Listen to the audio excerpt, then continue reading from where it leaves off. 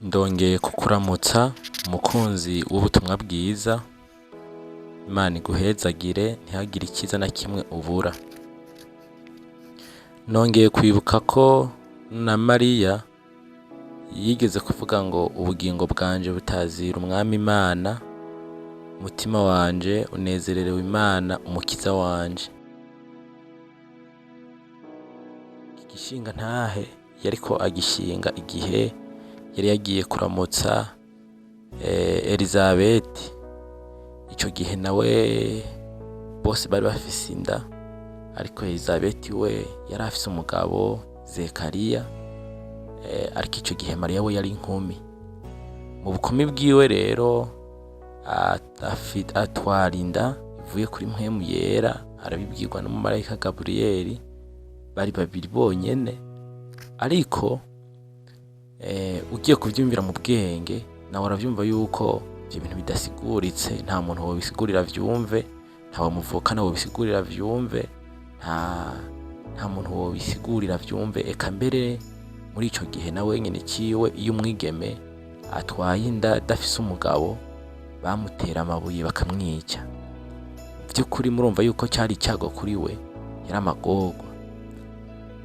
Kandi no kuba yari afise uwamukoye batari bwabane, hama ugatwara inda itari yiwiwe, navyo murumva ko hari ibintu bikojeje isoni, birakojeje isoni cyane. Ariko aca ashinga intahe avuga ngo ubugingo bwanje butazira umwami Imana. Ni rya jambo twamye turaba ku munsi w'ejo rivuga ngo ubugingo bw'umuntu ntibuva ku bihinda vy'umuntu atunze. Yarumva ko ubugingo bwiwe butazira Imana, kandi ari mu gihe nk'icyo, ari muri nk'iyo. Birumvikana neza ko atabuhigwe yari arimwo, kandi n'uwo komeza kuraba Mariya burya ntabwo yava mu muryango utunze gose, kandi n'icyo gihe vyamubako ntiyari agifise se wiwe, n'abavyeyi biwe nka bose ntabo yari agifise, ntabo yari agifise, yari ahari nk'imfuvyi, arondeye yaja kwa Elizabeti. Rero murumva yuko atabuhigwe bwinshi yari afise bwotuma aguma twenga, aguma aronka ibintu vy'ibineza neza. Ariko kubera ko ubugingo bw'umuntu butabonekera mu bintu biboneka, nk'uko ijambo ry'Imana rivuga ngo tweho ntituraba ku bintu biboneka, ubugingo bwiwe bwaratazira Imana, umutima wiwe wari unezererewe umwami Imana umukiza wiwe. Ushobora kugira ngo ni inkuru, ariko wobisoma muri Luka igice ca mbere ku murongo wa 46, ijambo ndiko ndakubwira niho riri. Yavuze ngo ubugingo bwanje butazira umwami Imana, umutima wanje unezererewe Imana umukiza wanje. Haranira nawe kugira ubugingo butazira Imana, wamane umunezero, unezerererwe Imana, ugira amahoro mu mutima atadepandana n'ivyo ufise. Woye kwiganyira imisi yose, woye kwama widodomba imisi yose ngo uragowe, ntugira ico kwambara, ntusa n'abandi, wame wiganyira imisi yose, uburire ishimwe Imana. Haranira kugira ubugingo butazira Imana, kuko waramenye Yesu.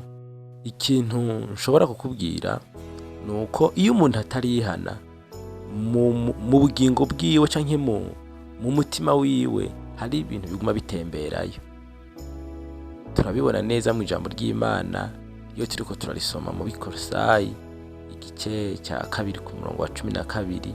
Ijambo ry'Imana ritubwira ngo kera nta bantu twarimwo, ngo twari tugipfuye, ngo twishwe n'ibicumuro vyacu. Ni ukuvuga mu mutima w'umuntu hatemberayo ibicumuro, kwipfuza ibibi, ubushakanyi, ibintu vyo kwipfuza ubusambanyi, kwiba, amacakubiri, kwikunda, nivyo biguma bitembera mu muntu, nivyo bibiragira muri we. Kandi twabonye yuko uwo muntu atabugingo yogira muri we, kuko ataba arava mu rupfu ngo abe muzima. Ariko kubwo kwizera Yesu Kristo, Imana ngo yatuzuranye nawe, itwicarikana nawe ahantu ho mwijuru. Rero Imana imaze kutuzurana na Kristo Yesu, ngo yaciye ngo ibibamba n'icete twagiriza ngo ikibamba ku musaraba. Ibi rero iyo ndiko ndabivuga nk'uku ni ukugira ngo ndakumvisha itandukaniro riri hagati y'umuntu w'umunyavyaha n'umuntu yihanye neza. Ku muntu yihanye nawe, muri we ubugingo bwiwe butazira Imana, ubugingo bwiwe buha icubahiro Imana, ubugingo bwiwe budepandana n'ijuru, kuko nta bindi bintu ashize ku mutima. Ashize umutima ku kurondera ubwami bw'Imana no kugororoka. Ashize umutima ku gutunganya umutima, ku gutunga umutima utari mwijwi rimwagiriza icyaha.